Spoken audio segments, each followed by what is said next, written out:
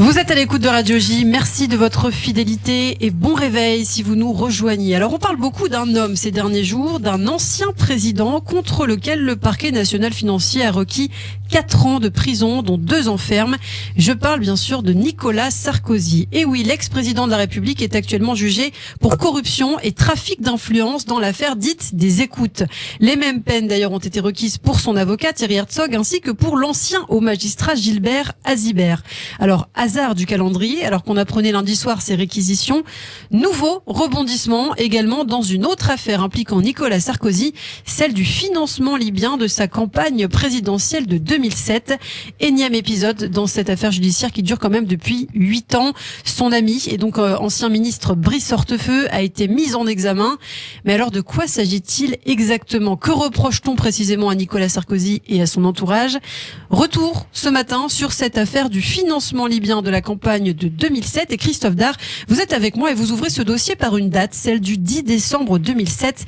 C'était il y a donc 13 ans, jour pour jour. Et oui, souvenez-vous, ce jour-là, nous sommes à Paris, il pleut et il est 16h30 au palais de l'Élysée lorsqu'une limousine blanche avec des drapeaux libyens qui flottent à l'avant arrive dans la cour. Un homme en descend. Il s'agit de Mouammar Kadhafi, 34 ans, qui n'était pas venu en France. Il a été accueilli quelques minutes plus tôt à l'aéroport d'Orly par la ministre de l'Intérieur, Michèle Alliot-Marie, accueilli par la garde républicaine qui se met à jouer sa fanfare. Kadhafi s'avance vers le perron de l'Élysée où l'attend le président de la République, Nicolas Sarkozy. Poignée de main chaleureuse, sous l'œil des caméras et les flashs des photographes. Le colonel Kadhafi va rester 5 jours en France et cette visite d'État va faire grincer des dents. Et un accueil exceptionnel alors que Mouammar Kadhafi, il faut quand même le rappeler, est le commanditaire de nombreux actes terroristes. Oh, il nous faudrait bien une matinée entière pour retracer le sinistre parcours du colonel Kadhafi, ennemi d'Israël, ennemi de l'Occident dès son arrivée au pouvoir après un coup d'État en 1969. Il est notamment accusé, entre autres, d'être le responsable des attentats de Lockerbie en 1988 et aussi du vol 772 du DC-10 de l'UTA 1 an plus tard et qui ont coûté la vie en tout, ces 2 attentats, à 440 personnes. Alors sa politique, bien sûr, lui vaut pendant un temps à la Libye d'être isolé sur le plan international, mais après le 11 septembre 2001, revirement de Kadhafi qui décide d'arrêter le programme nucléaire de son pays et de lutter contre le terrorisme et Al-Qaïda en particulier. Et c'est donc à ce titre qu'il est reçu en 2007 par Nicolas Sarkozy. Oui, et puis pour avoir aussi le 24 juillet de cette année-là, souvenez-vous, libéré les 5 infirmières bulgares et un médecin palestinien qui étaient détenus dans les geôles libyennes depuis 8 ans. Et la France, notamment la compagne d'alors de Nicolas Sarkozy, avait joué un rôle important pour les libérer. Une visite donc très commentée de Mouammar Kadhafi partout dans le monde d'ailleurs et qui va avoir du mal à passer, vous l'avez dit, jusque dans les rangs du gouvernement. Oui, et puis souvenez-vous aussi de l'attitude de Kadhafi lors de ce séjour absolument dantesque avec cette tente bédouine qui avait été installée dans la cour de l'hôtel Marigny. Incroyable. Les fameuses Amazones qui accompagnaient Kadhafi comme il est d'usage et puis ces visites express au Louvre et au château de Versailles. Oui, on reste sur ces images finalement d'un Kadhafi désinvolte devant les splendeurs du Louvre et de Versailles. Nous sommes alors en pleine campagne présidentielle quand même en 2012 et Mediapart révèle des documents qui évoquent un montage financier entre la France et la Libye. Il s'agit d'une note de Jean-Charles Brizard et une autre de Moussa Koussa, l'ancien chef des services de renseignement extérieur de la Libye. Et voilà pourquoi effectivement il était important de rappeler ce qui s'était passé en 2007 et cet accueil si chaleureux de Kadhafi, car effectivement quelques années plus tard, donc lors de l'autre campagne présidentielle, celle de 2012, eh bien les notes que vous évoquiez, Ilana, révèlent effectivement le versement par le régime libyen de 50 millions d'euros pour financer la campagne de 2007, campagne victorieuse. En fait, dans le détail, un accord aurait été préparé dès 2005. Il aurait été validé l'année suivante par Brice Hortefeux, alors ministre dans le gouvernement de Dominique de Villepin, et dans lequel Nicolas Sarkozy était le ministre de l'Intérieur et surtout déjà à ce moment-là le favori à droite pour la présidentielle de 2007. Un homme d'affaires libanais dont on va beaucoup reparler d'ailleurs par la suite est un petit peu l'intermédiaire entre la Libye et la France dans cette espèce de pacte de corruption. C'est un homme sulfureux, il s'appelle Ziad Takedine.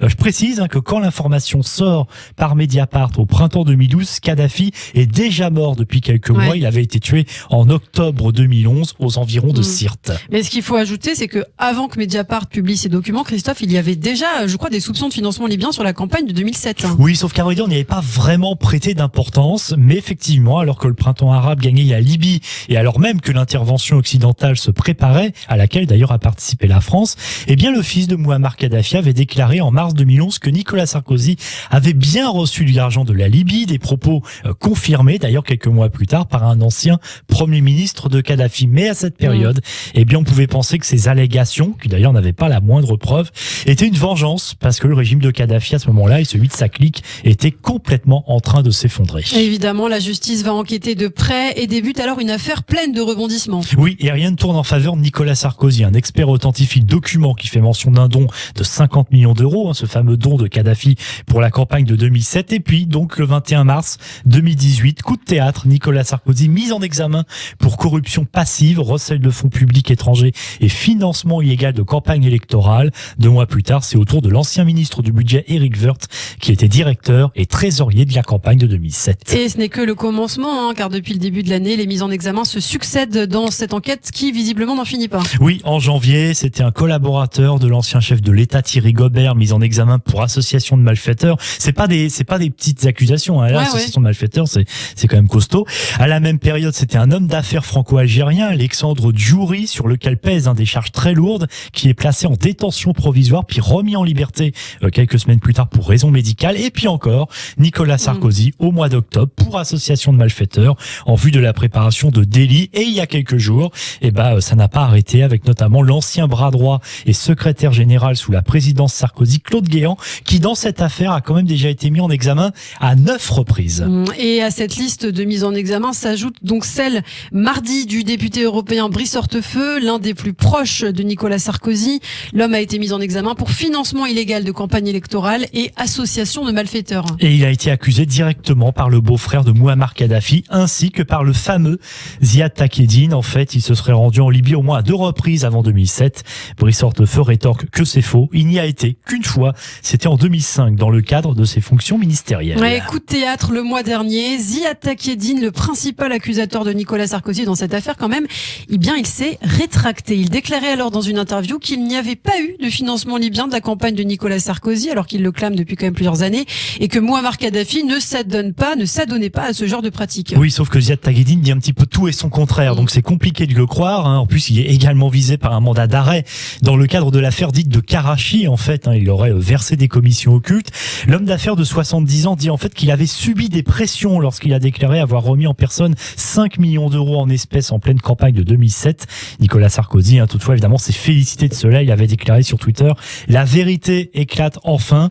J'ajoute d'ailleurs que Ziad Takedine a été arrêté la semaine dernière et puis finalement libéré sous contrôle judiciaire lundi, ce qui fait que du coup, il pourrait être extradé en France. Merci Christophe pour toutes ces informations et ce dossier complexe. Et oui, difficile de résumer une affaire aussi tentaculaire dans laquelle de nombreuses personnalités françaises et libyennes ont été impliquées.